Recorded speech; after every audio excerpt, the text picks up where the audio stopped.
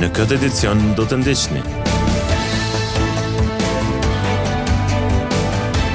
OVL UÇK paralajmëron protestën e radhës në përkrahje të ish-krerëve të luftës.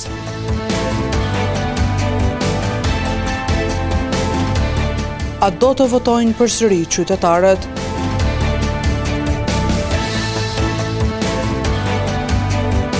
Ekonomisti Bellaça, nëse nuk miratohet buxheti, do të ndërprejnë pagesat në sektorin publik. Përshëndetje, po fillojmë edicionin qendror të lajmeve këtu në televizionin Syri. Protesta radhës në përkrahje të ish-krerëve të UÇK-s që po gjykohen në Hag do të mbahet para Asamblesë Parlamentare të Këshillit të Evropës në Strasburg më 16 nëntor. Kështu bëri të ditur kryetari i OVL UÇK Hysni Gucati, derisa kërkoi pjesëmarrje masive në protestë.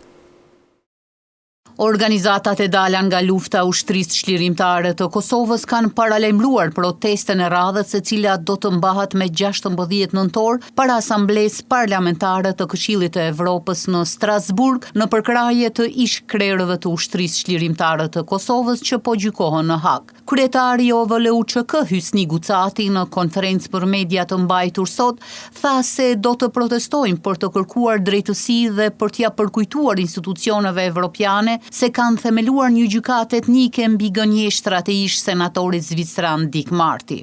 Me 16 nëntor në ora 13 para Asamblesë Parlamentare të Këshillit të Evropës në Strasburg. Arsyeja pse është zgjedhur ky vend, besoj edhe dini, se pikërisht mund këtë vend në Francë, në qytetin Strasburg, në Këshillin e Parlamentit të Evropës është marrë vendim për një gjykatë e padrejtë që është bërë ndaj neve, ndaj pjesëtarëve të ushtrisë shqiptare të Kosovës, që është formuar një gjykatë e një etnie, do të thotë vetëm shqiptarët dhe vetëm pjesëtarët e ushtrisë shqiptare të Kosovës i përndjek. Edhe kjo është një arsye që ne kemi vendosur të mbajmë një protestë para parlamentit, para arsye se Dick Marty, ju e dini, një njeri ta që është shumë i përfolur tek ne në Kosovë, padrejtisht i bindi deputet e parlamentit që të votojnë atë gjykatë të mjeruar, do të them. Gucati gjithashtu tha se në Shkup dhe Lugin të Preshevës nuk planifikojnë të organizojnë protestë. Më çuditni për momentin një ju. Për mua fjola se janë të më zgjedh, kanë shkuar në balotazh, është pak situata e dini që është ju. Nuk dojmë ne të shkojmë bëjmë në Shkup protesta për momentin, se do të marr, po kur nuk e dim.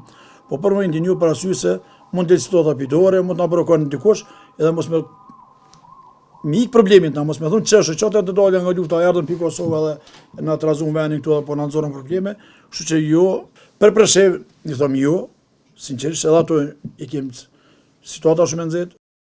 I pari OVL UÇK Hysni Gucati vuri theksin edhe te dëshmia ish generalit amerikan Wesley Clark në gjykimin ndaj ish-krerëve të UÇK-s në Hag. Dëshmia Clarkit do të jetë një bombë për ta. Kjo është shumë e vërtetë, do të jetë një bombë shumë e madhe, do të jetë një sukses i madh që kanë arritur ta bindin edhe ka diu se në Amerikë do të më leje për me dëshmu Clark edhe të tjerë që kanë dëshmu.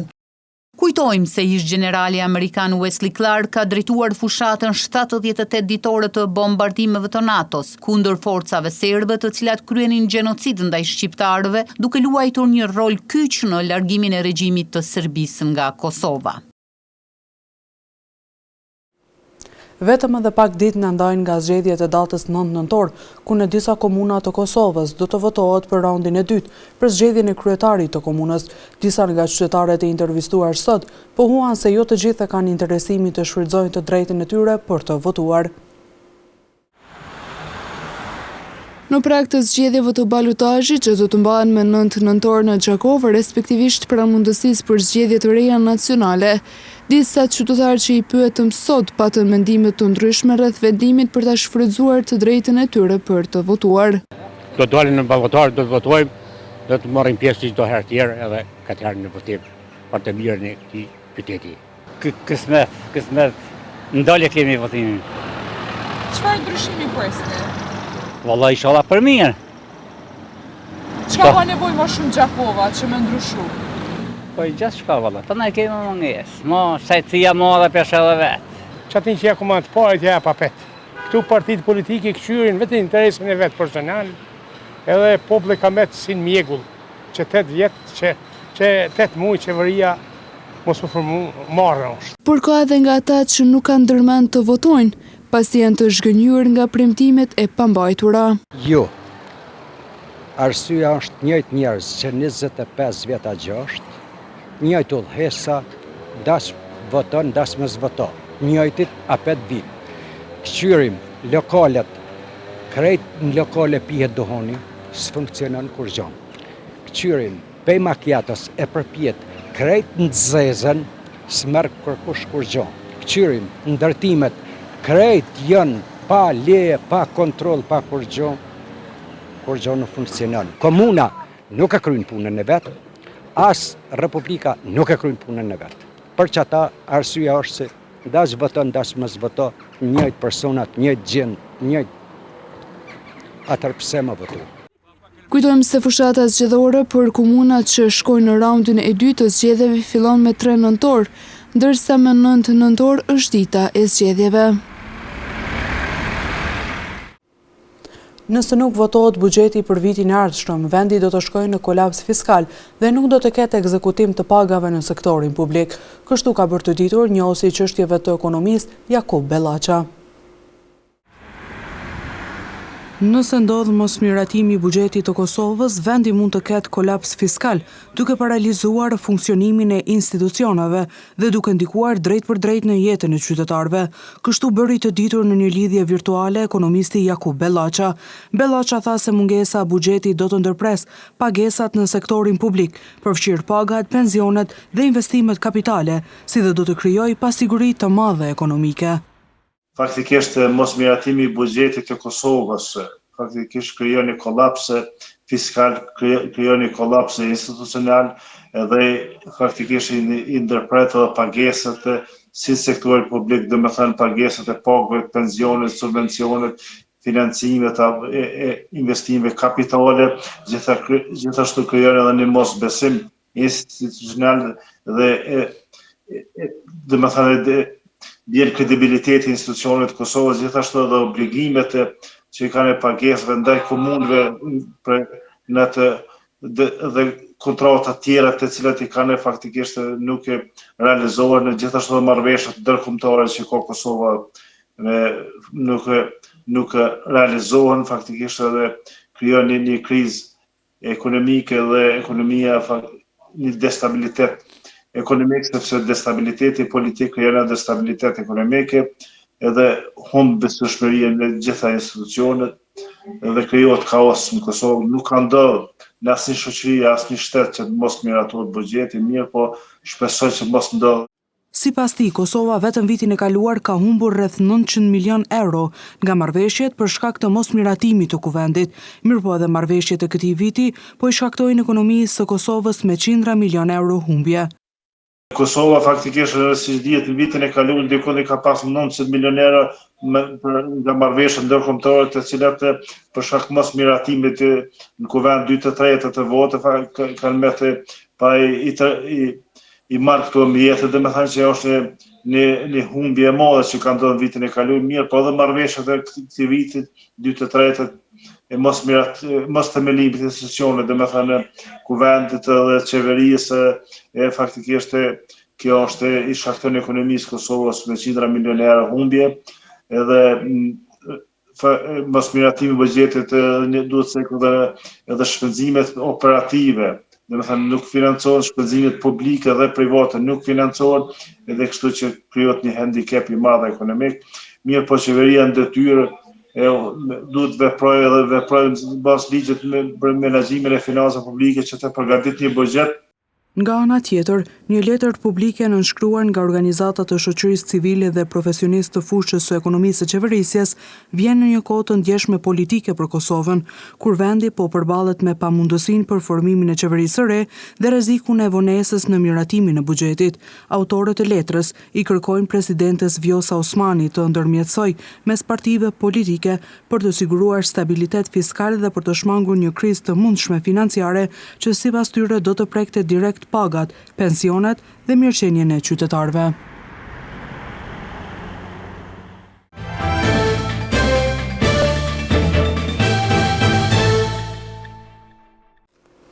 Për 1 kilogram mish qytetarët së Shpeti do të paguajnë në 12 euro. Kjo pasi tregtarët kanë paralajmëruar rritje të çmimit të mishit, ndërkohë konsumatorët vazhdojnë të bëjnë apel te institucionet që të parandalohen rritja e vazhdueshme e çmimeve, sidomos të produkteve bazike. Në Gjakov, çmimi i mishit vazhdon të jetë i lartë, mirë po pritet të rritet edhe më shumë ditëve në vijim. Aktualisht, në disa prej mishtorëve të qytetit, 1 kilogram mish shitet me çmim prej 11 eurosh, por sipas informative që kemi marrë nga tregtarët, ky çmim pritet të shkojë në 12 euro për kilogram.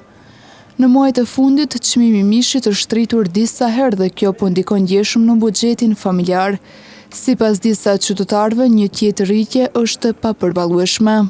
Unë konsideroj që mishi është pothuajse artikulli kryesor në ushqimin e popullsisë, për standardin dhe nivelin e të ardhurave të Kosovës, një çmim i tillë është shumë i lartë, është astronomik, ai e ngrit shportën e familjes dhe redukton do thot mundësinë e ushqyeshmërisë pjesës më të madhe të popullsisë. Ky çmim që po paralajmërohet këtu është pavarësisht i barabartë edhe në Kanadë. Edhe në Kanada, për shembull, 1 kilogram mish është $18 kanadez. Kjo i bën diku i bën 12 euro. Jo më tepër. Do thot pavarësisht nisoj si këtu. Rritja e çmimeve është trend i përditshmëri. Prandaj nuk është çudi që edhe çmimi i sidomos produkteve të mishave të jetë ose të ngritet. O normale në të rrethonat tona çfarë ka ndodhur me mungesën e madhe të rritjes zgjedhjeve, rritjes aktive e tjera në përgjithësi, konsideroj se është rrjedha e kohës. Buxheti familjar është i tillë që është me vështirësi arrihet që të përballohet një ngritje e tillë të çmimeve. Megjithatë, është standard i kohës që s'mund të ikim dhe duhet të gjejmë format të ikim pak a shumë të reduktojmë aq sa mundsohet, aq sa në ipet të mundshme të bëhet. Të tjerë qytetarë prapa kamerave thanë se duhet të frenohet rritja e të gjitha çmimeve të produkteve ushqimore, pasi po ndikon ndjeshëm buxhetit të familjeve të tyre. Antarët e shoqatës së të verbërve Jakova gjatë gjithë muajit tetor kanë organizuar disa aktivitete. Shkumbin Zherka, kryetari i shoqatës, ka kërkuar më shumë mbështetje për realizimin e projekteve me qëllim që antarët e shoqatës të mbahen sa më të aktiv. Gjatë muajit tetor, organizata të verbërve Jakova ka mbajtur disa aktivitete. Kryetari i shoqatës Shkumbin Zherka tha se komuniteti i të verbërve është ende përballë shumë sfidave, pavarësisht tendencës son për të mbajtur aktiv me aktivitete të shumta antarët. Ajo javë na ka gjetur me sfida të mëdha si personat verb, përmendoj më shumë pas mirë kuptim, mirëqenie për personat e verb. Nuk ja dalin personat e verb me ato mundësi që i kanë shtetit që mundson. Shkollim mas pari, punësim, që to i duhen mas shumë të personave të verb. Sa për këtë aktiviteteve kanë, lujmë shah, domino, po edhe atësimi për punësim pse jo, për personat e verb. Zherka gjithashtu vuri theksin edhe të nevoja për të pasur më shumë mbështetje për implementim të projekteve. Mbështetje për shoqatën kemi shumë pak, po arrim me mbështetje nga donatorët që për na mbështetin me aktivitete. Donacionet për komunës kemi për DKRS-s, Drejtorisë Kulturës Sportit, aktivitetet e sportit që kemi për personat e verb me shah e golball, këto tjerat për donatorëve mbështetës. Shkopi i bardhë i personave të verbër është simbol i pavarësisë dhe dinjitetit, por pavarësia e vërtet arrihet vetëm atëherë kur të gjithë kanë mundësi të barabarta në arsim, punësim dhe jetë shoqërore, shtoi Mestiera Zherka. Policia e Kosovës ka paralajmëruar qytetarët që të jenë të kujdesshëm ndaj disa emailave mashtrues që po qarkullojnë e të cilët përmbajnë informacione të rreme dhe të falsifikuara. Këto mesazhe elektronike sipas policisë përmbajnë njoftime të pavërtetura lidhura me ftesa për arrestim të menjëhershëm ose detyrime urgjente për paraqitjen në polici. Përmes një njoftimi publik, Policia e Kosovës ka kërkuar nga qytetarët që të jenë të kujdesshëm ndaj disa emailave mashtruese që po qarkullojnë, të cilët përmbajnë informacione të rreme dhe të falsifikuara që pretendohet se i përkasin Policisë së Kosovës dhe organizatave të ndryshme. Këto emaile shpesh përmbajnë mesazhe me titull si ftesë, arrestimi menjëhershëm dhe pretendojnë se janë lëshuar nga zyrtarë të lartë të PK-s, Agjencia e Sigurisë Kibernetike në Kosovë, FBI, Interpol apo institucionet të tjera, duke urdhëruar personat e caktuar që të paraqiten brenda 24 orëve në selinë e policisë, Departamenti i Krimit Kibernetik. E në këtë situatë, Policia e Kosovës ka dalë me një reagim publik ku ka sqaruar se këto informacione nuk janë dokumente zyrtare të PK-s. Tutje në reagim publik thuhet se Policia e Kosovës si institucioni i zbatimit të ligjit në koordinim me organet të drejtësisë ka filluar hetime intensive për të identifikuar dhe ndëshkuar autorët e këtyre veprave penale, prandaj qytetarët ftohen të jenë vigjilant dhe të mos bien pre e këtyre mashtrimeve. Çdo email ose dokument të dyshimt mund ta dërgoni në adresën zyrtare të Policisë së Kosovës për trajtim dhe verifikim të mëtejshëm. Një panel diskutimi me një rëndësi të veçantë është mbajtur sot në teatrin Hadisheu në kuadër të Kosovo North Makedonia Theatre Showcase 2025. Aty u fol për realitete në zhvillimin e shkrimit në skenën e dramaturgjisë, rrugët artistike, lirin krijuese si dhe rrugën e një shfaqjeje nga ideja deri te performanca. Kosovo North Makedonia Theatre Showcase 2025, ngjarja më e madhe teatrore rajonale, nisi sot në Gjakov dhe do të vazhdoj edhe në Prizren, Prishtinë dhe Shkup deri më 1 nëntor 2025. Ky edicion sjell mundësi të jashtëzakonshme për profesionistë dhe dashamirës të teatrit nga gjithë bota, duke mundsuar takime, diskutime dhe ndarje përvojash mbi zhvillimet më të fundit në fushën e teatrit. Drejtoresha e teatrit të Gjakovës, Albulena Kryezeu Bokshi, tha se për ta kjo është një mundësi e mirë që puna atyre të shihet nga profesionistë të fushës, siç ndodhi edhe vitin e kaluar, kur për teatrin e Gjakovës u shkruan në revista të mëdha. Vërtet për neve është një shans e mirë që ta shohin punën tonë njerëz të fushës tonë, profesionistë të fushës së teatrit, të cilët edhe do të shkruajnë për gazeta të ndryshme, siç ka ndodhur edhe vitin e kaluar që në revistat më të mëdha teatrore evropiane është folur edhe për teatrin e Gjakovës, gjë që është nder për neve. Sot është duke mbajtur një panel diskutimi me temën pse duhet të shkruajmë për teatr, pse duhet jemi dramaturg. Edhe ka të ftuar një dramaturge nga Romania, një dramaturg nga Vjena dhe gjithashtu një dramaturg anglez, Mark Ravenhill, i cili është një prej dramaturgëve më të njohur evropian, dramaturg bashkohor. Kemi pas fatin që punën e tij ta shohim edhe në Kosovë, por gjithashtu është dramaturg me vlera shumë të mëdha, ka fituar shumë çmime. Ndërsa Aurela Kadriu, drejtore e programit në Qendrën Multimedia, theksoi se showcase synon të promovoj skenën teatrore të Kosovës ndërkombëtarisht. Showcase ka për qëllim me promovu skenën teatrore të Kosovës ndërkombëtarisht, edhe për çdo vit Qendra Multimedia sjell në Kosovë mysafir ndërkombëtar nga shumë vende të Evropës edhe të botës, të cilët janë profesionistë të teatrit, kritik të teatrit nga mbar bota, selektor të festivaleve të ndryshme, drejtues të institucioneve teatrore, që vinë dhe i shohin si në një panair realisht punët teatrore që janë prodhuar në Kosovë këto vitet e fundit me idenë e promovimit të skenës tonë ndërkombëtarisht. Mark Ravenhill, dramaturg britanik, tha se sot po takohemi me shumë njerëz nga realitetet të ndryshme teatrale dhe kemi folur për realitetet e teatrove sociale, pra për të gjithë të rinj që ndihen se duan të shkruajnë për teatrin.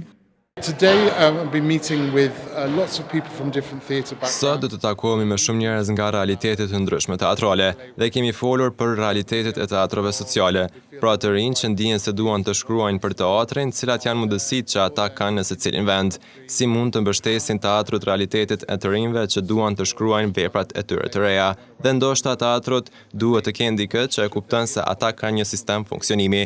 Një pjesë e punës është që çdo teatër shtetëror ose teatër publik duhet të sigurojë që vepra e re të prodhohet nga të rinjt.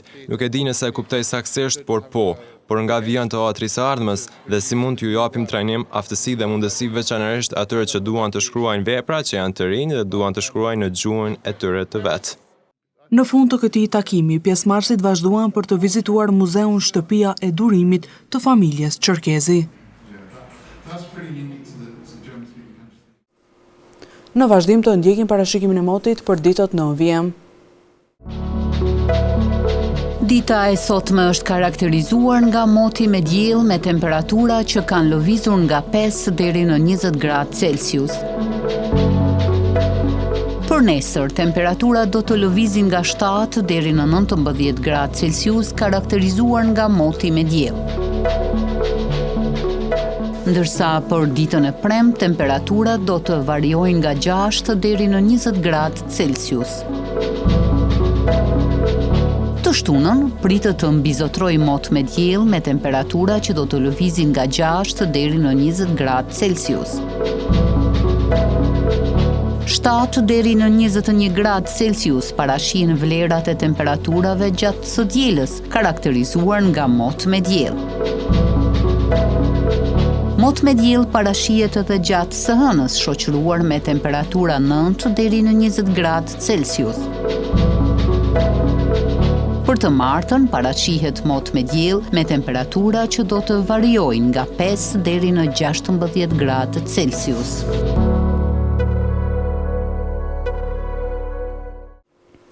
Para se të ndami, të ndjekim edhe një artitut kryesor të këtij edicioni.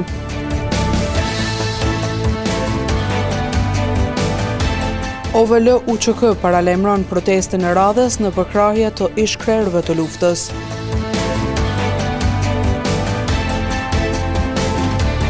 A do të votojnë përsëri qytetarët?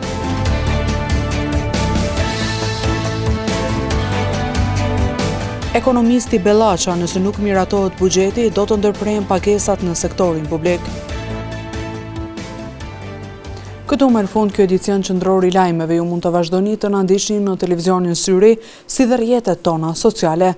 Mirupafshim.